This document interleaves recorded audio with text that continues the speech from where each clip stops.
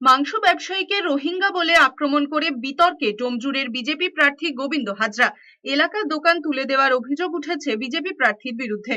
পরিচয়পত্র সবই রয়েছে। এসআইআর এ তার এবং তার পরিবারের সবার নামও রয়েছে। দাবি বীরভূমের লাভপুরের বাসিন্দা মুরগির মাংস ব্যবসায়ী টুটুল হোসেনের। গোবিন্দ হাজরার দাবি ওই ব্যক্তি ডোমজুর তো নয়, বাংলার কোনো বাসিন্দা নয়। ওই ব্যক্তি রোহিঙ্গা জিহাদি বলে দাবি করেছেন বিজেপি প্রার্থী। এটাই বিজেপির সংস্কৃতি বলে পাল্টা আক্রমণ করেছেন বিদায়ী মন্ত্রী তথা তৃণমূল প্রার্থী অরূপ রায়। তার দাবি বিজেপি ক্ষমতায় এলে মাছ মাংস খাওয়া বন্ধ করে দেবে। বিধানসভা নির্বাচনে বিজেপিকে এর জবাব দেবে বাংলার মানুষ। প্রশাসনিক ওকে শরীরে তবুও দেখছি সে জোর করে, সে আমার এখানে কোনো বাসিন্দা নয়, এই বাংলার কোনো বাসিন্দা নয়। সে একটা পরিষ্কার সবাই সামনে দেখা আছে, সে একটা রোহিঙ্গা জিহাদি। আমি সরে গেলাম, আমি কিছু বলিনি। উনি যা বলেছে তাতে আমি দোকান সরিয়ে নিয়ে রাস্তাতে নামিয়ে দিয়েছে। আমি এখানে কোনো আপাতত এখানে আছি।